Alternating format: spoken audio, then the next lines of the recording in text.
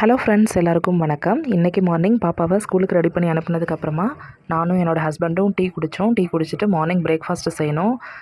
சரி, அதுக்கு முன்னாடி துணியெல்லாம் மிஷினில் முடிஞ்சிருந்தது. சரி, எடுத்து காய வச்சிடலான்னு சொல்லிட்டு எடுத்து காய வச்சிட்ருக்கேன். அதுக்கப்புறமா பிரேக்ஃபாஸ்ட் பார்த்திங்கன்னா ராகி தோசையும் ஆனியன் சட்னி அப்புறம் கோகோனட் சட்னியும் தான் பிளான் பண்ணியிருக்கேன். சட்னிலாம் ஆல்ரெடி அடைச்சாச்சு. சரி, தோசை மட்டும்தான் ஊற்றணும்.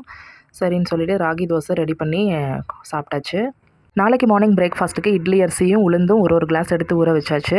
பிரேக்ஃபாஸ்ட்டும் கம்ப்ளீட் பண்ணியாச்சு.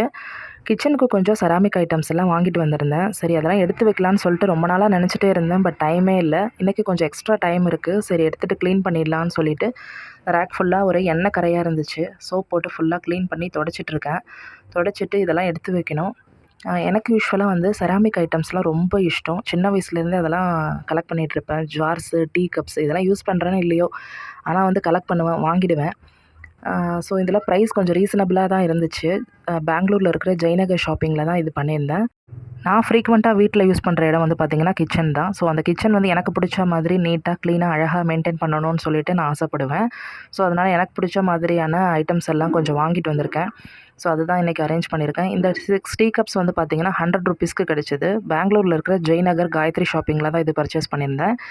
ஸோ ப்ரைஸும் ரீசனபிளாக தான் இருந்துச்சு. சரின்னு சொல்லிட்டு வாங்கிட்டு வந்திருக்கேன். என்னோடய கை ஒன்றும் அவ்வளோ ஹேண்டி இல்லை. பட் நானும் உடைக்கவும் செய்வேன். பட் இருந்தாலும் எனக்கு பிடிக்குன்ற ரீசனால் கொஞ்சம் பார்த்து தான் ஹேண்டில் பண்ணணும். இந்த பிளாஸ்டிக் மசாலா பாக்ஸ் எனக்கு கொஞ்சம் பிடிக்காமல் இருந்துச்சு. சரின்னு சொல்லிட்டு அதில் இருக்கிற ஐட்டம்ஸ் கடுகு, சீரகம், சோம்பு இதெல்லாம் இதில் ரீப்ளேஸ் பண்ணி வச்சுருக்கேன். என்னோடய செராமிக் கப்ஸ், டீ கப்ஸ்லாம் உங்களுக்கு பிடிச்சிருக்கான்னு சொல்லிட்டு எனக்கு கமெண்ட்டில் பண்ணுங்கள்.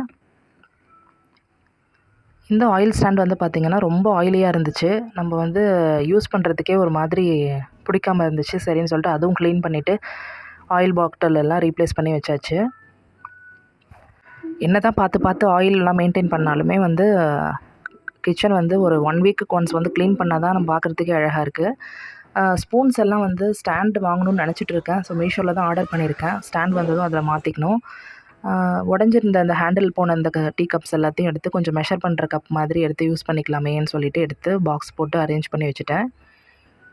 அதுக்கப்புறமா லன்ச் செய்யணும். ஸோ கொஞ்சம் டயர்டாக இருந்துச்சு. சரி, கொஞ்சம் நேரம் கழித்து செய்யலான்னு பார்த்தா அதுக்குள்ளே மணி 1:00 ஆகிடுச்சு. சரி, செஞ்சு தான் ஆகணும், பாப்பா ஸ்கூல்லேருந்து வந்துடுவாங்கன்னு சொல்லிட்டு பன்னீர் இருந்துச்சு. சரி, பன்னீர் போட்டு குழம்பு செஞ்சுக்கலான்னு சொல்லிட்டு அதை மேரினேட் பண்ணி வச்சுருக்கேன். ஸோ பாப்பாவும் ஸ்கூல்லேருந்து வந்துட்டாங்க. ஸ்கூல்லேருந்து வந்ததுக்கப்புறம் அவங்க ஃபஸ்ட்டு என்கிட்ட எடுத்துகிட்டு கொடுக்குறது லஞ்ச் பாக்ஸ் தான். ஸோ அதை வாஷ் பண்ணி வச்சுருங்கம்மான்னு சொல்லுவாங்க. அது வாஷ் பண்ணி க்ளீன் பண்ணி வச்சாச்சு. பன்னீர் குழம்பும் ரெடி ஆகிடுச்சு. என்னோடய வீட்டு லஞ்சு இன்றைக்கி பன்னீர் குழம்பும் ஒயிட் ரைஸும் தான். என்னோடய வீடியோ பிடிச்சிருந்தா லைக் பண்ணுங்கள். நெக்ஸ்ட் வீடியோவில் பார்க்கலாம். பாய்.